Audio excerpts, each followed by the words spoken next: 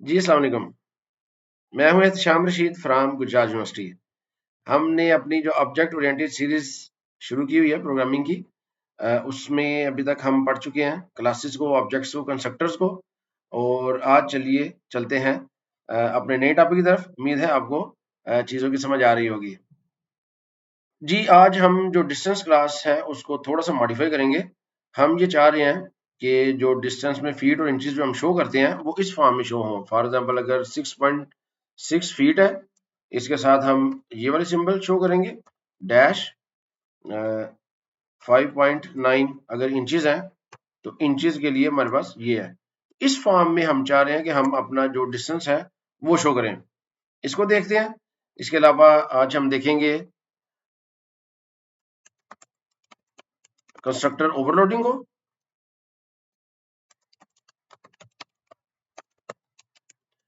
उसके अलावा हम देखेंगे डिफॉल्ट कॉपी कंस्ट्रक्टर, और इसके साथ हम देखेंगे ऑब्जेक्ट रिटर्निंग ऑब्जेक्ट। तो चलिए सबसे पहले इसको मॉडिफाई करते हैं। ये हमने एक क्लास बनाई हुई है जी। ये देखें डिस्टेंस क्लास है, उसी तरह फीट इंचेस। ये हमने एक कंस्ट्रक्टर बनाया है जिसमें फीट और इंचेस को इनिशियलाइज कर रहे हैं। एक सेट वैल्यू का फंक्शन है, एक इनपुट का फंक्शन है, और एक शो का फंक्शन है। अब देखिए शो में मैंने क्या लिखा है, ये मैं आपको शुरू में दोबारा लिख के बताता हूँ। ये देखिए हमारी जो रिक्वायरमेंट थी वो ये थी कि हम इस फॉर्म में फीट और इंचेस को शो करें। अब ये जो 6 वाली जो वैल्यू है, ये हमारे पास फीट जो वेरिएबल है उसके अंदर मौजूद होगी। ये जो सिंगल पास ऑफ है ये हमने शो करना है। उसके बाद डैश है। उसके बाद ये जो वैल्यू है ये वाली, ये है फ्लो इंचेस वेरिएबल के अंदर, जो फ्लो टाइप का वेरिएबल है। इसके बाद हमने ये सिंबल शो करनी है जो डबल कोट्स है, जो इंचेस को शो करते हैं। अब इस तरह की अगर आउटपुट हमें चाहिए तो उसके लिए हम क्या करेंगे, ये देखें। सबसे पहले हम सी आउट लिखेंगे। अब फीट जब हम लिखेंगे तो फीट के अंदर फीट की वैल्यू शो हो जाएगी। अब इसके बाद हमने सिंगल जो अपॉस्ट्रॉफ है वो शो करना है। अब याद रखें, अब आपको पता है डबल कोट्स में, डबल कोट्स के अंदर हम जो भी चीज लिखेंगे वो शो हो जाएगी। अगर हम इधर सिंगल कोट लिख देंगे डबल कोट्स के अंदर तो ये शो नहीं होगा। इसके लिए हमें इसे एस्केप करना पड़ेगा, बैक स्लैश लगाएंगे तो ये एस्केप हो जाएगा। एस्केप सीक्वेंस आपने प्रोग्रामिंग फंडामेंटल में पढ़े होंगे।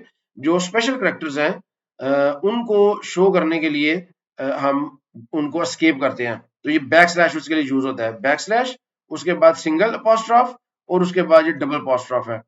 अब इसके बाद हम डैश शो करना चाह रहे हैं, ये हम डैश लिखेंगे, डैश हो जाएगी।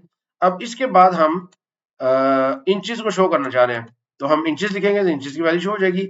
अब दोबारा डबल कोट्स के अंदर हमने शो करनी है। अब हमने डबल कोट्स शो करने हैं, तो डबल कोट्स कैसे शो करने हैं, उसी तरह एस्केप करके और दोबारा डबल कोट लिखेंगे तो ये शो हो जाएगा।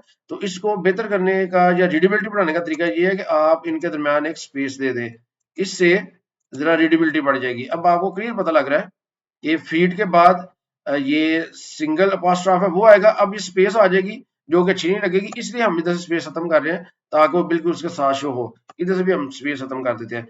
अब ये देखें कि हमने मेन के अंदर एक डिस्टेंस क्लास के 3 ऑब्जेक्ट्स बनाए हैं।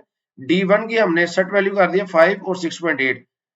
D2 को हम इनपुट कर रहे हैं और उसके बाद हम शो करवा रहे हैं। अब सी आउट मैंने डिस्टेंस 1 लिखा है और D1 डॉट शो डिस्टेंस, अब एक लाइन में ये शो हो जाएगा। इसी तरह इधर मैं लिखता हूँ सी आउट डिस्टेंस 2, और इधर मैं D2 डॉट शो डिस्टेंस का इसका कॉल कर लेता हूँ। अब इसको जरा एग्जीक्यूट करते हैं।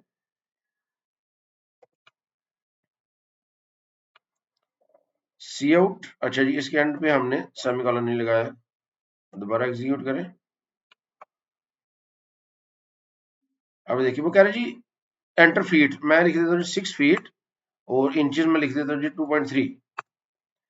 अब ये देखिए डिस्टेंस 1 5 इंच। अब ये जो सिंगल पास्ट्रॉफ है ना, ये इंच की अलामत है, और डैश लगा के 6.8, और ये जो डबल कोट्स है इसका मतलब है इंचेस। अब डिस्टेंस 2 जो है ना वो भी इसी फॉर्म में आ गया, लेकिन अब ये नेक्स्ट लाइन पे होने चाहिए। हम क्या करते हैं, ये जो सी आउट है इसके एंड पे एक तो इधर हम लिख देंगे एंड एल, एंडल हम लिख देंगे तो ये शो हो जाएगा। अब इसको ये जो डबल कोट्स है स्पेस जो दी हुई है ये भी खत्म करते हैं, दोबारा इसको एग्जीक्यूट करते हैं। फीट हम कहते हैं जी 5 फीट 3.6 इंचेस। अब ये देखें ये कितनी अच्छी इसकी आउटपुट आ गई, डिस्टेंस 1 5 और 6.8, ये जो हमने इसको सेट वैल्यू के लिए किया हुआ है, ये हम जो इनपुट किया डिस्टेंस 2 को, तो ये आ गया 5 इंच और 3.6 5 फीट और 3.6 इंचेस। तो इस तरह हम एक फैंसी वे में आउटपुट इसकी शो कर सकते हैं। अच्छा, इसके बाद ये देखें हम D1 का जो सेट वैल्यू का फंक्शन है इसको कॉल करते हैं इसकी वैल्यू सेट करने के लिए। अगर मैं ये चाहूं कि D1 की जो वैल्यू है 5 और 6.8 जब ऑब्जेक्ट बना है मैं उसी वक्त इसकी वैल्यू सेट कर दूं, तो इधर मैं लिख देता हूं जी 5 और 6.8, यानी कि मैं जब ऑब्जेक्ट बना है उसके साथ इसकी वैल्यू सेट करना चाहता हूं। अब अगर मैं इसको कंपाइल करूंगा तो यहाँ पे एरर आ जाएगी। अब देखें जी एरर क्या है, एरर को भी देखते हैं। No matching function for call to distance, वो कह रहे हैं जी ये जो फंक्शन आपने लिखा है इसका तो मैचिंग फंक्शन ही नहीं है। बेसिकली आपको पता है कि जब भी ऑब्जेक्ट जब हम क्रिएट करते हैं उसके साथ कोई कैलकुलेशन करना चाहते हैं तो उसके लिए हमें कंस्ट्रक्टर चाहिए होता है। अब ये जो हमारी डिस्टेंस की क्लास है इसमें तो एक ही कंस्ट्रक्टर है, ये देखें एक ही कंस्ट्रक्टर है और इस कंस्ट्रक्टर में कोई पैरामीटर नहीं है, जबकि अब हम इधर पैरामीटर देना चाह रहे हैं तो इधर हमें क्या करना पड़ेगा, एक और कंस्ट्रक्टर बनाना पड़ेगा। कैसे, डिस्टेंस, अब इसके अंदर हमें लिखना पड़ेगा इंटीजर ft फीट और फ्लोट इंचेस। अब ये जो हम पास करेंगे इधर हम इसकी वैल्यू सेट कर देंगे, feet is equal to ft और inches is equal to in। अब ये देखिए ये भी हमारे पास कंस्ट्रक्टर है और ये भी हमारे पास कंस्ट्रक्टर है, इसके साथ कोई पैरामीटर नहीं है, इसके साथ दो पैरामीटर है। इस टेक्निक को कहते हैं constructor overloading. Same constructor name with different parameters is called constructor overloading। अब ये जो फंक्शन कॉल है ये वाली अब ये एग्जीक्यूट हो जाएगी, क्योंकि जब हम इसका ऑब्जेक्ट बनाएंगे इसके साथ हम पास करना चाह रहे हैं 5 और 6.8 को, तो अब इसके मैचिंग कंस्ट्रक्टर उधर मौजूद है। अब इसको अगर हम एग्जीक्यूट करते हैं तो ये देखें अब वो एग्जीक्यूट हो गया। अब हम फीट एंटर करते हैं 6 और इंचेस कर देते हैं जी 4.3। तो अब ये देखें जो पहला था डिस्टेंस 1 5 6.8 और डिस्टेंस 2 है 6 और 4.3। अगर फ्यूचर में हमें कोई और कंस्ट्रक्टर चाहिए होगा, हम चाहते हैं कि हम सिर्फ अगर फीड को इनिशियलाइज करें तो उसके लिए हमें एक तीसरा कंस्ट्रक्टर बनाना पड़ेगा जिसके अंदर सिर्फ एक पैरामीटर हम पास करेंगे। तो इस टेक्निक को कहते हैं कंस्ट्रक्टर ओवरलोडिंग। हम जितने मर्जी कंस्ट्रक्टर बना सकते हैं बेस्ड ऑन रिक्वायरमेंट्स। अब तो हमारे पास अगर दो वेरिएबल है तो हम अनलिमिटेड तो नहीं कंस्ट्रक्टर बना सकते, रिक्वायरमेंट के मुताबिक ही कंस्ट्रक्टर बना सकते हैं। एक कॉन्सेप्ट तो ये था कंस्ट्रक्टर ओवरलोडिंग का जी। उसके बाद जो हमारा कॉन्सेप्ट था वो था डिफॉल्ट कॉपी कंस्ट्रक्टर। अब ये देखें अगर ये जो D3 है ये हम इधर डिक्लेयर करते हैं डिस्टेंस D3 और मैं इसको पास कर देता हूं जी D1। अब देखिए मैंने आपको बताया था कि जब भी हम इनिशियलाइजेशन जब हम इनिशियलाइज करेंगे या डिफाइन करेंगे किसी ऑब्जेक्ट को, अगर हमने इसको कोई वैल्यू साइन करनी है तो उसके कोरिस्पॉन्डिंग कंस्ट्रक्टर हमारे पास होना चाहिए। अब ये अगर आप गौर करें कंस्ट्रक्टर को हम डिफाइन कर रहे हैं और पैरामीटर में हम एक ऑब्जेक्ट पास कर रहे हैं डिस्टेंस क्लास का। अब इस तरह का हमने इधर कंस्ट्रक्टर तो नहीं बनाया, इधर दो कंस्ट्रक्टर हैं, एक को कोई पैरामीटर नहीं पास हो रहा, एक को इंटीजर फ्लोट पास हो रहे हैं। इधर हम क्या कर रहे हैं, इधर हम डिस्टेंस टाइप का एक ऑब्जेक्ट पास कर रहे हैं, तो इस तरह का कंस्ट्रक्टर भी हमारे पास नहीं है। अगर मैं इधर D3 कर देता हूं और इधर भी मैं D3 कर देता हूं, देखते हैं D3 क्या क्या शो होता है वैल्यूज। इसको मैं एग्जीक्यूट करता हूं तो इधर भी 6 और 4.3। तो अब ये देखिए जी 5 और 6.8 ये इसकी वैल्यू शो हो गई है डिस्टेंस 3 की। तो बेसिकली इसने ये वैल्यूज कहां से ली हैं, इसने ली हैं डिस्टेंस 1 से। ये डिस्टेंस 1 से। तो ये कैसे एग्जीक्यूट हो गया? तो याद रखें, ये जो कंस्ट्रक्टर है ये बाय डिफॉल्ट अवेलेबल है। जब कंपाइलर इसका लिखा गया था तो उसके साथ इन्होंने ये ऑप्शन रख दिया है कि आप अगर कोई ऑब्जेक्ट बनाते हैं और पैरामीटर में उसी ऑब्जेक्ट को पास कर देते हैं, तो इसकी जो वैल्यूज है ना D1 की, वो इस कॉलिंग ऑब्जेक्ट को साइन हो जाएंगी। इसे कहते हैं डिफॉल्ट कॉपी कंस्ट्रक्टर। ये आप लिखते नहीं है, लेकिन ये बना बनाया मौजूद है आपके पास। इस इधर इस फाइल में सामने तो आपको नजर नहीं आ रहा, लेकिन ये कंपाइलर के अंदर मौजूद है, इस वजह से ये एग्जीक्यूट हो जाएगा। इस टेक्निक को कहते हैं डिफॉल्ट कॉपी कंस्ट्रक्टर। अब ये देखें, ये आपने लिखा नहीं है लेकिन एग्जीक्यूट हो गया। ये था जी डिफॉल्ट कॉपी कंस्ट्रक्टर। इसके बाद जो हमारा कॉन्सेप्ट है वो है रिटर्निंग ऑब्जेक्ट। अब ये देखें, ये जो डिस्टेंस D3 बनाया है, इसका जो डिफॉल्ट बिहेवियर है वो मैं खत्म कर देता हूं। इधर मैं लिखता हूं D3 is equal to D1। अब अगर मैं इसको एग्जीक्यूट करता हूं 6 3.2, तो अभी देखिए फिर 5 और 6.8 एग्जीक्यूट हो गया। तो बेसिकली ये क्या हुआ है, जो D1 की वैल्यू है वो असाइन हो गई है D3 को। अब चूंकि सेम टाइप के ऑब्जेक्ट्स हैं, D1 के फीट की वैल्यू साइन हो गई D3 के फीट को, और D1 के इंचेस की वैल्यू साइन हो गई D3 के इंचेस को। सिंपल असाइनमेंट स्टेटमेंट है ये। अभी तक हमने जो ऐड डिस्टेंस का एक फंक्शन बनाया हुआ है, अगर आप गौर करें, ये ऐड डिस्टेंस का एक फंक्शन हमने बनाया है। ये क्या करता है, दो डिस्टेंस को ऐड करता है। अगर मैं इधर ये लिखूं D1 डॉट ऐड डिस्टेंस, इधर मैं पास कर देता हूं, सॉरी, इधर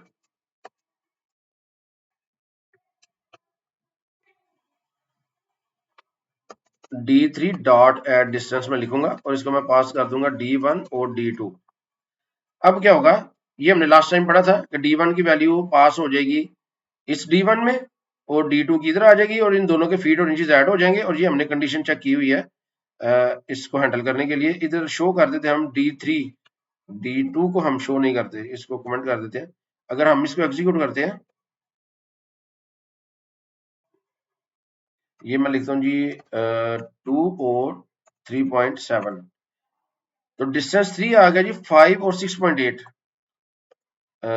डिस्टेंस 3 ओह हमने, अच्छा D2 को तो इनपुट हम बाद में कर रहे हैं और इधर ऐड डिस्टेंस पहले कर रहे हैं, इस वजह से वो D2 की वैल्यू 0 0 जो थी वो वैल्यू, क्योंकि इनिशियलाइज जब ये हुआ था ना D2, इसकी वैल्यू थी 0 0, तो D1 की जो हमने इनपुट की है तो वही वैल्यू में शो हो गई है। इसको हम इधर से कट करते हैं और इसको हम इधर लिखेंगे, ताकि जब हम D को इनपुट कर लें उसके बाद हमने ऐड डिस्टेंस कॉल करना है।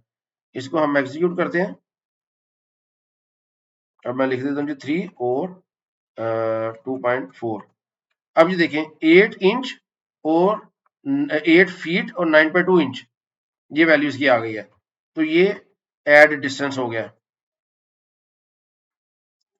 अब हम ये चाहते हैं, मैं ये चाहता हूं कि मैं एक ऐसा फंक्शन लिखूं जो एक ऑब्जेक्ट को रिटर्न करे।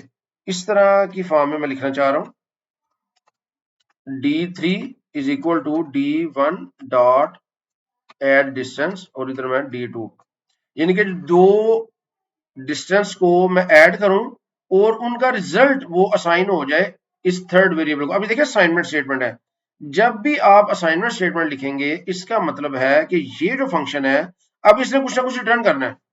ये फंक्शन कुछ रिटर्न करेगा तो वो रिटर्न वैल्यू इधर इसको असाइन हो जाएगी।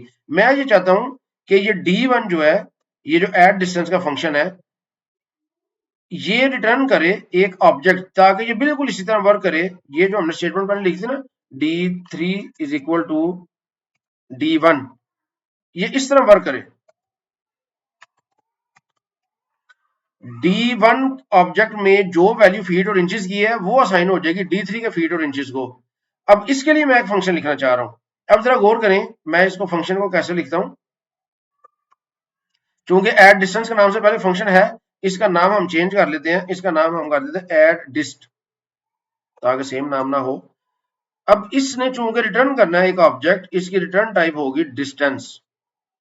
डिस्टेंस एड डिस्ट, ये एक बना लेता हूं मैं, और इसके अंदर जो हमने पैरामीटर पास करना है ये। ये है जी फंक्शन एड डिस्ट।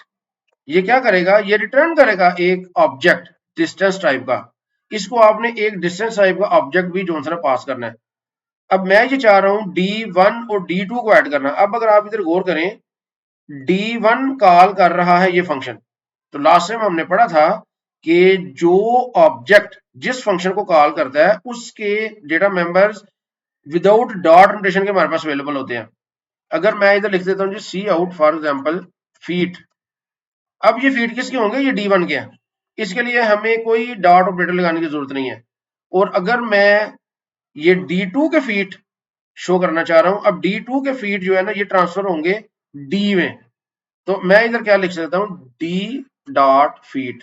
तो ये भी मेरे पास अवेलेबल है। अब मैंने एक ऑब्जेक्ट रिटर्न करना है। ऑब्जेक्ट रिटर्न कैसे करना है, मेरे पास कोई डिस्टेंस टाइप का ऑब्जेक्ट होगा तो मैं रिटर्न करूंगा ना। तो सबसे पहले मैंने डिस्टेंस टाइप का एक ऑब्जेक्ट बनाना है। मैं टेम्प के नाम से एक ऑब्जेक्ट बना लेता हूं। अब आपको ये पता है कि जब भी हम किसी क्लास का ऑब्जेक्ट बनाएंगे उसके अंदर वही मेंबर होंगे जो आपने इस क्लास में डिफाइन किए हैं। तो डिस्टेंस क्लास के अंदर फीट और इंचेस दो डेटा मेंबर्स हैं। तो जो टेम्प ऑब्जेक्ट है इसके अंदर भी दो डेटा मेंबर्स होंगे फीट और इंचेस के नाम से। तो मैं चाह रहा हूं कि जो टेम्प का फीट है, टेम्प डॉट लगा के मैं इसके फीट गेट कर सकता हूं, is equal to feet plus D dot feet. ये मैंने लिख दिया। और इसी तरह मैं लिखता हूं G temp dot inches is equal to inches plus D dot inches. अब ये बेसिकली मैं क्या कर रहा हूं, ये जो डिस्टेंस टाइप का ऑब्जेक्ट जो आप इसमें पैरामीटर के तौर पे पास करेंगे उसके फीट हम गेट कर सकते हैं डी डॉट फीट के जरिए और डी डॉट इंचेस के जरिए। और ये जो फीट है ये किसके हैं, जो ऑब्जेक्ट इस फंक्शन को कॉल करेगा। और ये चूंकि D1 एड डिस को कॉल कर रहा है तो ये जो फीट है ये D1 के हैं। और ये जो इंचेस है ये D1 के हैं। अब एक टेम्प वेरिएबल बना हुआ है। इस टेम्प वेरिएबल के फीट इन दोनों की सम हो गए इसके फीट में सेव हो जाएंगे। और ये दोनों इंचेस ऐड होके इस टेम्प वेरिएबल के इंचेस में सेव हो जाएंगे। उसके बाद मैं क्या करता हूं, मैं रिटर्न करवा देता हूं रिटर्न टेम्प।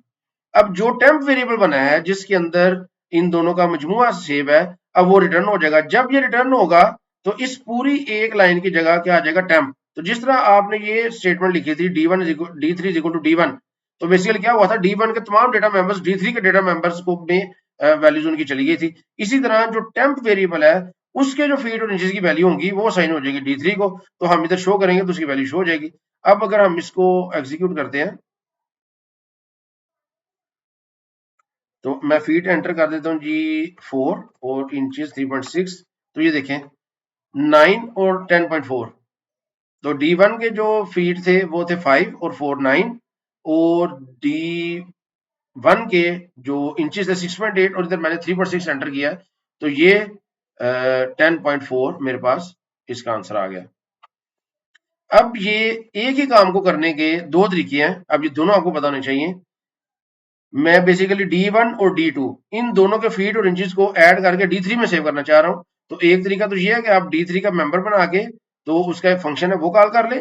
लेकिन आपको ये दूसरी टेक्निक भी पता होनी चाहिए कि हम किसी फंक्शन में ऑब्जेक्ट को रिटर्न भी करवा सकते हैं। रिटर्न करवाएंगे तो उसकी वैल्यू इधर D3 में सेव हो जाएगी। तो जो आपको इजी लगे वो आप कर लें। लेकिन एग्जाम में अगर स्पेसिफिकली कहा जाए कि आप रिटर्निंग ऑब्जेक्ट बना के तो फिर इसको करें तो फिर आपको यही टेक्निक के लिए करना पड़ेगा। अगर आपसे सिर्फ ये कहा जाएगा दो ऑब्जेक्ट्स को ऐड करने के लिए कोई भी फंक्शन बना ले तो आप या ये बना सकते हैं या ये बना सकते हैं, ये आपकी मर्जी है। इसकी आप थोड़ी सी प्रैक्टिस करेंगे तो ये चीजें आपको समझ आ जाएंगी। इसके बाद जो हमारा जो लास्ट कॉन्सेप्ट है वो ये है कि क्या हम डेटा मेंबर्स क्लास के बाहर डिफाइन कर सकते हैं। तो जी बिल्कुल हम कर सकते हैं। वो कैसे कर सकते हैं, ये देखिए ये जो फंक्शन है इसको मैं इधर से कट कर लेता हूं। इसको मैं डिफाइन करना चाह रहा हूं क्लास के बाहर। इसके लिए जरूरी है कि क्लास के अंदर इस फंक्शन का सिग्नेचर मौजूद हो। अगर ये सिग्नेचर मौजूद होगा तो आप इसको क्लास के बाहर डिफाइन कर सकते हैं, अदरवाइज नहीं कर सकते। तो इधर मैंने जब इसको डिफाइन करना है तो इसकी रिटर्न टाइप लिखनी है। अब रिटर्न टाइप के बाद मैंने सबसे पहले क्लास का नाम लिखना है। अब ये किस क्लास का फंक्शन में बनाना चाह रहा हूँ, डिस्टेंस क्लास का। ये क्लास का नाम आ गया। उसके बाद डबल कॉलन, इसे कहते हैं स्कोप रेजोल्यूशन ऑपरेटर। देखिए जो ही मैंने डबल कॉलन लगाया है तो जो इसके आपने फंक्शन सिग्नेचर लिखे हुए हैं ना वो सारे मेरे पास आ गए हैं। तो मैं एड डिस्ट को डिफाइन करना चाह रहा हूँ, इसको मैं लिखूंगा और आपको पता है कि इधर एक मैंने डिस्टेंस टाइप का ऑब्जेक्ट इसको पास करना है। अब इसकी इधर जो मैं ये जो कोड है वो लिख दूंगा, तो इस तरह भी मैं इसको डिफाइन कर सकता हूँ। अब इसको अगर मैं एग्जीक्यूट करता हूँ तो देखें 4 और 2.3, तो ये 9 और 9.1 एग्जीक्यूट हो गया। तो ये तरीका है मेंबर फंक्शंस को क्लास के बाहर डिफाइन करने का। तो ये इधर ये जो पैरामीटर है ये लिखना ऑप्शनल है, अगर आप इसको नहीं भी लिखेंगे तब भी ये कंपाइल करेंगे तो ये विदाउट एरर कंपाइल हो जाएगा और एग्जीक्यूट भी हो जाएगा। तो उम्मीद है आपको चीजों की समझ आ जाएगी। लेक्चर थोड़ा सा लंबा हो रहा था इसलिए इसको अभी इधर ही छोड़ दें। शुक्रिया आपका।